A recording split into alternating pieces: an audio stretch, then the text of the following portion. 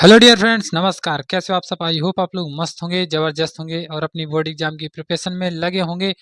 और ये क्लास आप लोगों के लिए एकदम महत्वपूर्ण क्लास है, इसलिए आप इस क्लास को ज़रूर पूरा देखिएगा। इस क्लास में हम लोग 5 नंबर वाला जो टॉपिक होता है उसे कंप्लीट करने वाले हैं। अगर आप लोगों ने कभी सुना हो किसी टीचर्स के माध्यम से या हमारे माध्यम से कि ये जो पुष्प के विभिन्न भागों का वर्णन, ये जो हमारे पास नामांकित चित्र बनाते हुए वर्णन करने के लिए आता है, तो इसलिए आज की ये क्लास हमारे जो होने वाली है वो इसी टॉपिक पर होगी। एकदम कंप्लीट सॉल्यूशन बताएंगे, एकदम आप लोगों को चीज़ें रटना नहीं होगा, सारी की सारी चीज़ें क्लास में याद करा देंगे। बाकी आपको केवल जो उनकी हेडिंग से केवल वही आपको याद रखना होगा। तो कैसे हो आप सब, एक बार बता दीजिएगा। आई होप आप लोग सब लोग एकदम मस्त होंगे, ज़बरदस्त होंगे। तो देखिए, ज़्यादा टाइम को ना वेस्ट करते हुए सीधा क्लास को करते हैं स्टार्ट, क्योंकि टाइम हमारे पास बहुत ही कम है।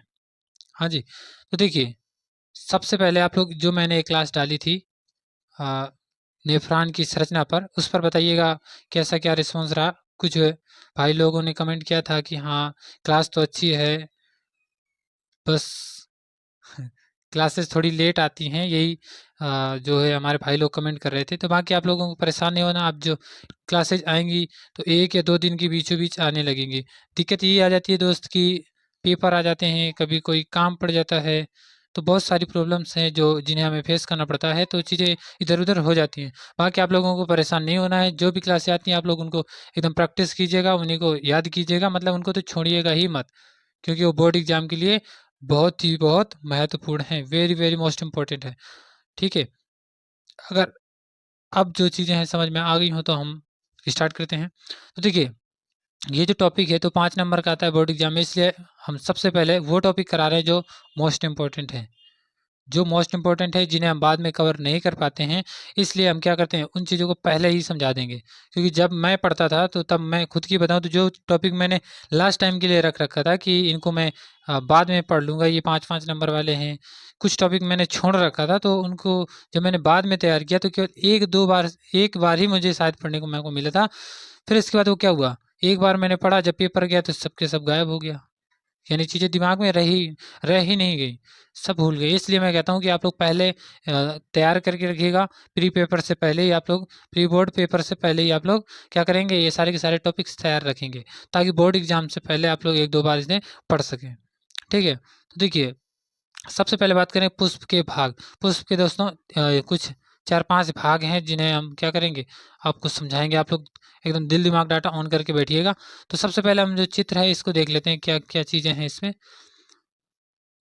अच्छा, देखिए यहाँ पर ये है हमारा पुष्प। क्या जी है? ये पुष्प है। सब लोग अच्छे से जानते होंगे पुष्प। अब पुष्प के जो-जो पार्ट होते हैं उनके बारे में जान लेते हैं।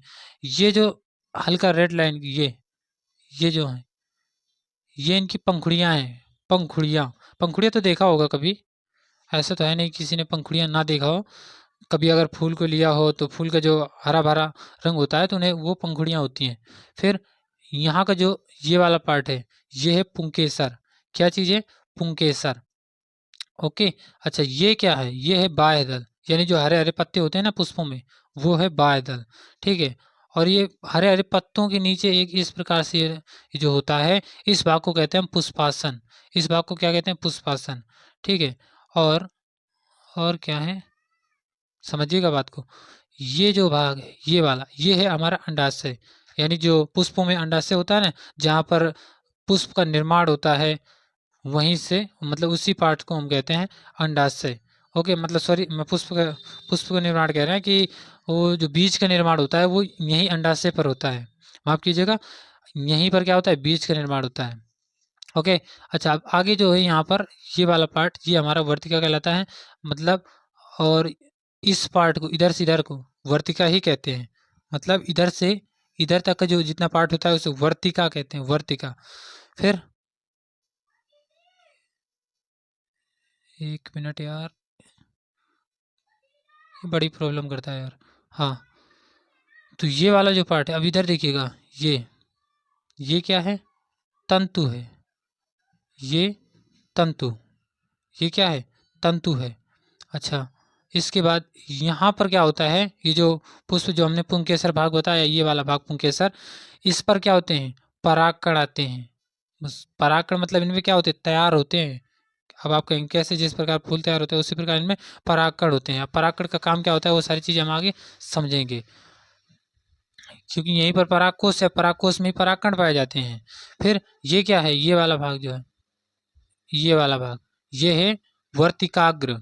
क्या है, वर्तिकाग्र, जहाँ पर परागकण क्या है, यहाँ से उठकर वहाँ जाते हैं। अब कैसे जाते हैं वो सारी की सारी चीज़ें हम आगे समझेंगे। तो आप फ्लो मतलब थोड़ा थोड़ा ये समझिएगा, यहाँ पर होते हैं परागकण, जहाँ परागकोश से पाए जाते हैं परागकण। परागकण जाते हैं वर्तिकाग्र में, कैसे जाते हैं ये सारी चीज़ें हम समझेंगे। कौन कौन से माध्यम होते हैं वो सारी चीज़ें हम समझेंगे। एकदम फुल डिस्कशन होगा, बस आप लोग क्लास को धैर्यतापूर्वक समझिएगा और विश्वास करिएगा या विश्वास मानिएगा। इस क्लास के बाद आपको ये टॉपिक पढ़ने की कोई आवश्यकता नहीं पड़ने वाली है, ये मैं दावे के साथ कह सकता हूँ। चलिए, अच्छा एक चीज़ और समझिएगा, यहाँ के जितने भी पार्ट हैं ये वाले, ये जितने भी पार्ट, वर्तिकाग्र, परागकश, तंतु, वर्तिका, अंडाशय, ये सारे के सारे स्त्री केसर पार्ट्स हैं। कैसे, स्त्री केसर। चलिए, सबसे पहले जो हेडिंग आती है वर्तिकाग्र। वर्तिकाग्र है क्या, देखिए वर्तिकाग्र है क्या ये समझिएगा। यह पुष्प का सबसे बाहरी एवं कोमल भाग होता है। कैसा, कोमल भाग, मतलब अब देखिए एक तरह से बाहरी भी है और कोमल भाग भी होता है, कोमल भाग भी होता है। अच्छा, जो शुष्क एवं चिपचिपा होता है, जो पराग कणों को ग्रहण करता है। मैंने क्या बताया था, ये जो वर्तिकाग्र है, ये जो वर्तिकाग्र है यहाँ पर, ये जो वर्तिकाग्र है यहाँ पर क्या आते हैं, परागकण आते हैं। अब परागकण आते तो हैं, लेकिन ग्रहण कैसे करता है, इसके ऊपर चिपचिपा पदार्थ लगा होता है। तो यहाँ से जो हल्के हल्के छोटे छोटे कण उठकर जाते हैं, उठकर कैसे जाते हैं मैं बताऊंगा किस प्रकार से, किस माध्यम से जाते हैं। जैसे हम लोग गाड़ियों से चलते हैं, कोई कोई मोटरसाइकिल से चलता है, कोई कोई कार से, हेलीकॉप्टर से। तो इस प्रकार कोई ना कोई माध्यम होता है हमें इधर से उधर जाने के लिए, या हम खुद पैदल चलते हैं। लेकिन वो क्या होते हैं, वो कण होते हैं, वो पैदल नहीं चल सकते हैं, पैरों के बल नहीं चल सकते हैं। तो वो कैसे चलते हैं वो सारी की सारी चीज़ें हम डिस्कस करेंगे आगे चल के। अच्छा, इतनी बात अगर आप लोगों को समझ में आ गई हो तो देखिए आगे समझिएगा। वर्तिकाग्र को मैंने क्या बताया, यहाँ से परागकोश से, जो परागकोश में पाए जाते हैं परागकण, वो परागकण कहाँ जाते हैं, वर्तिकाग्र में। वर्तिकाग्र में जाते ही वर्तिकाग्र क्या कर लेता है, इन्हें चिपका लेता है अपने साथ, और उनको क्या कर लेता है, ग्रहण कर लेता है। अब ग्रहण कैसे करेगी, वो भी प्रक्रियाएं होती हैं ग्रहण करने की। बाकी आपको ज़्यादा डीपली नहीं पढ़ना, मतलब ग्रहण करते हैं बस धीरे धीरे। मतलब कैसे, जब ग्रहण करेगा कोई भी चीज़ तो धीरे धीरे धीरे धीरे नीचे जाएगा ना, तो कहाँ पर जाएगा, अंडाशय वाले पार्ट्स में इधर। तो वहाँ से धीरे धीरे आएगा, अचानक से आ नहीं जाएगा। क्यों, इसका रीजन ये है कि यहाँ पर चिपचिपा पदार्थ होता है, और चिपचिपा पदार्थ उनको क्या करेगा, चिपका लेगा अपने अंदर। तो चिपचिपा पदार्थ जब तक नीचे जाएगा नहीं तब तक आगे क्रियाएं होती नहीं है। ठीक है, इतनी बात अगर आप लोगों को समझ में आ गई हो तो देखिए आगे बढ़ते हैं। आगे क्या है हमारे पास, वर्तिका है। क्या है, वर्तिका। यह वर्तिकाग्र तथा अंडाशय के बीच वाला भाग है। कैसा, यह वर्तिका तथा, क्या हो जाता है यार, ऐसे ये ठीक है। यह वर्तिका तथा अंडाशय के बीच वाला भाग है जहाँ पराग नली विकसित होती है। पराग नली, पराग नली का मतलब जहाँ से परागकण जाते हैं, पराग नली जहाँ से परागकण जाते हैं। तो देखिएगा परागकोश, यहाँ पर परागकोश है हमारे पास, ये रहा। एक मिनट रुकिएगा, मैं थोड़ा, हाँ ठीक है। अच्छा सॉरी, हम क्या देख रहे थे, वर्तिका देख रहे थे ना। तो देखिए ये रहा हमारा वर्तिका, ये रहा वर्तिका। वर्तिका मतलब ये वाला पार्ट हमारा वर्तिका होता है, यहाँ से यहाँ तक का। मैंने बताया नहीं था आपको पहले, ये वाला भाग यहाँ से यहाँ तक। एक मिनट में थोड़ा जूम करके बताता हूँ आप लोग, आप समझिएगा बात को। ये वाला जो पार्ट है इधर से इधर तक का, ये वर्तिका है। और इससे ये जो ऊपर वाला पार्ट है ये हमारा वर्तिकाग्र है। ये वाला कौन सा पार्ट है, वर्तिका। अब बताएंगे परिभाषा कैसे, ये वर्तिकाग्र, देखिएगा वर्तिकाग्र और इस अंडाशय के बीच वाला जो भाग होता है, अंडाशय और वर्तिकाग्र के बीच वाला जो भाग होता है उसे हम कहते हैं वर्तिका, या एक तरह से नली कह सकते हैं। जैसे कि परिभाषा में क्या कहा है, यह वर्तिकाग्र तथा अंडाशय के बीच वाला भाग है जहाँ पराग नली विकसित होता है। यहीं से एक पराग नली होती है, जिससे मैंने क्या बताया था कि वो धीरे धीरे नीचे की ओर जाती हैं। तो वो पराग नली के द्वारा ही धीरे धीरे परागकण नीचे पहुँचते हैं। तो इसमें क्या होते हैं, वर्तिका के अंदर पराग नली विकसित होती हैं। इस चित्र में, इस डायग्राम में नहीं दिखाया गया है कि अगर उनको दिखाते थोड़ा और कठिन हो जाता। बाकी अगर आप लोगों को बनाना हो तो एक लाइन ऐसे लाइन की तरह खींच सकते हैं। यहाँ से देखिए कैसे लाइन खींच सकते हैं आप लोग, इस प्रकार से लाइन ऐसे ऐसे ड्रॉ कर सकते हैं यहाँ से यहाँ तक। ये है नली। ओके, अच्छा, इतनी बात आप लोगों को समझ में आ गई होगी। आगे बढ़ते हैं। वर्तिका, वर्तिका आप लोगों को अच्छे से समझ में आ गया होगा। परागकोश क्या होता है? यह पुंकेसर का मुख्य भाग होता है जहाँ परागकण पाए जाते हैं। परागकोश को मैंने क्या बताया, परागकोश में क्या पाए जाते हैं? परागकण। क्या पाए जाते हैं? परागकण। परागकण विकसित कहाँ होते हैं? अगर क्वेश्चन आ जाएगा पेपर में तो कैसे बोलोगे कि परागकोश में हमारे परागकण विकसित होते हैं, क्योंकि एमसीक्यू आ जाते हैं। एमसीक्यू को हम कभी भी नहीं कह सकते कि वो नहीं आते हैं, क्योंकि पता नहीं कहाँ से क्या रख देगा, कोई गारंटी नहीं है। हाँ जी, तो हमें कुछ इस प्रकार से पढ़ना है ताकि एमसीक्यू भी हमारे सॉल्व हो सके। ओके, तो परागकोश आपको अच्छे से समझ में आ गया होगा। अब आते हैं पुंकेसर में। पुंकेसर और एक होता है स्त्री केसर। तो सबसे पहले हम पुंकेसर को समझेंगे। यह फूल वाले पौधों का नर प्रजनन अंग है। समझिएगा बात को, नर प्रजनन अंग। इसमें परागकण बनते हैं, यानी जो भी पुंकेसर वाला पार्ट्स होता है ना, उसमें क्या बनते हैं? परागकण बनते हैं। तो यह कैसा भाग है? ये फूल वाले, देखिए फूल वाले पौधों का नर प्रजनन अंग है। अब जैसे ह्यूमंस के तरीके से हम लोग अगर समझेंगे तो एक होता है मेल, एक होता है फीमेल। तो फीमेल्स में क्या होता है? फीमेल्स में होता है बच्चे का जन्म, और यहाँ से ये जो मेल होता है, मेल के जो शुक्राणु होते हैं तो वो कहाँ पर जाते हैं? पहले पहले तो फीमेल से मिलेंगे। फीमेल में जो अंडाणु होते हैं, यानी शुक्राणु अंडाणु जब मिलते हैं तभी तो एक बच्चे का निर्माण होता है। तो अच्छा मुझे ये बताइए कि बच्चे का निर्माण किसके ऊपर होता है, मेल पर या फीमेल पर? तो आप कहेंगे फीमेल पर होता है। भैया ये कौन सी बड़ी बात है ना? तो ये तो सबको ही समझता है कि फीमेल पर होता है। लेकिन अब इस टाइम देखा जाए तो यार क्या क्या हो रहा है कुछ कह नहीं सकते। अब यहाँ पर पुरुष भी जन्म दे रहे हैं भाई साहब, वो अलग ही लेवल चल रहा है इस टाइम तो। ठीक है, तो वो मतलब वो माइंडसेट नहीं रखना है इस टाइम का।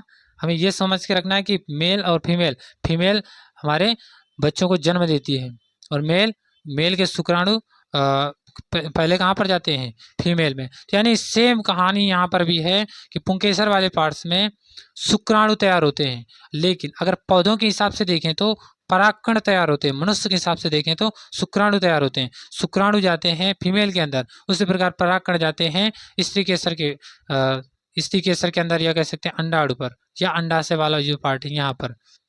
धीरे धीरे चीज़ें आपको समझ में आएंगी। अगर आप लोगों को अभी तक भी कुछ समझ में नहीं आया है, वैसे काफ़ी सारी चीज़ें आ गया होगा, ऐसे वैसे इतना ज़्यादा कठिन नहीं है ये।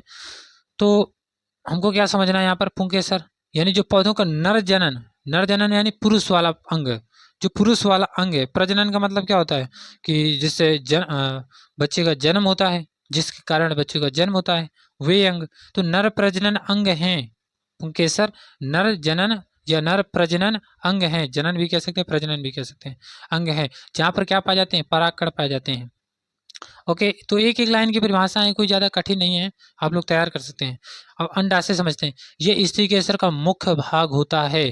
कैसा मतलब? अगर पूछा जाए कि अंडाशय स्त्री केसर भाग है या पुंकेसर का भाग है, यानी ये स्त्री केसर है या पुंकेसर है, तो आप क्या बोलोगे? आप यही कहेंगे यह स्त्री केसर का भाग है। लेकिन सवाल में ये कहते हैं क्यों, तो आप ये कहेंगे कि अंडाशय में क्या होता है? बीज का निर्माण होता है। अंडाशय में बीज का निर्माण होता है, और जहाँ पर भी निर्माण होता है वो हमारे स्त्री केसर पार्ट्स होता है या स्त्री केसर का अंग होता है। ओके, अच्छा, जो पुष्प के आधारीय भाग में स्थित होते हैं। अब कहाँ पर स्थित होते हैं? आधारीय भाग। आधारीय का मतलब नीचे, आधार का मतलब यही तो होता है नीचे। तो आधारीय भाग में स्थित होते हैं, जो निषेचन के बाद फल में बदल जाते हैं। तो देखिए पहले वो बीज में बनेगा या फल का निर्माण भी करता है। कोई कोई पुष्प होता है जो बीज का ही निर्माण करता है, कोई कोई पुष्प होता है जो फल का निर्माण करता है। तो आप लोग सब चीज़ों से वाकिफ होंगे अगर आप लोग कभी देखते होंगे खूब बगीचों में जाते होंगे तो कोई कोई फूल क्या करता है? बीज का निर्माण करता है, कोई कोई फूल क्या करता है? फल का निर्माण करता है। तो सारी चीज़ें हैं। ओके, तो यहाँ तक सारी चीज़ें आपको समझ में आ गई होंगी। तो अब यहाँ पर समझते हैं बाह्यदल और एक पुष्पासन। इसके बाद ये टॉपिक होता है हमारा खल्लास। तो इनको भी समझ लेते हैं। बाह्य दल क्या होता है? मैंने बताया था जो पत्तियों वाला अंग होता है ना, वही बाह्य दल है। तो यहाँ पर कैसे समझेंगे? पुष्प के सबसे बाहरी चक्र को क्या कहते हैं, बाह्य दल कहते हैं। जो बाहरी चक्र होता है, जो मैंने आपको बताया था, इसमें पत्तियों के समान हरे रंग की पंखुड़ियां या अंकुड़ी पाई जाती हैं। अगर अंकुड़ी ना याद हो तो पंखुड़ियां बोल दीजिएगा। या पत्तियों को, हरे रंग की जो पत्तियां लगी होती हैं, सिंपल सा क्या कहेंगे, जो फूल में जो हरे रंग की पत्तियां लगी होती हैं उन्हें हम बाह्य दल कहते हैं। ये आपको डिफिनेशन में यहाँ पर लिख देना है। पुष्पासन को कैसे समझेंगे? इसके ऊपर ही पुष्प के सभी भाग स्थिर होते हैं। इस पर पुष्प बैठा रहता है, इसलिए इसे पुष्पासन कहते हैं। पुष्प आसन, देखिए अगर इसको हम तोड़ेंगे तो कितना गजब तरीके से टूटता है।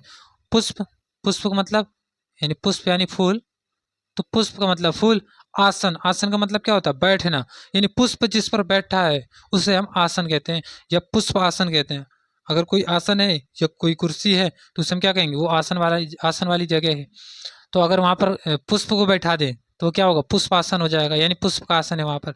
तो जहां पर पुष्प बैठा है उसे हम पुष्प आसन कहते हैं। चीजें आपको समझ में आ गई होंगी तो बताइएगा ये क्लास कैसी लगी। आई होप आप लोगों को ये क्लास बेस्ट और मस्त लगी होगी। तो आप लोग क्लास को क्या करेंगे? हाइप करेंगे, वीडियो को लाइक करेंगे, चैनल को सब्सक्राइब करेंगे। फिर मिलते हैं नेक्स्ट वीडियो में, तब तक के लिए जय हिंद जय भारत।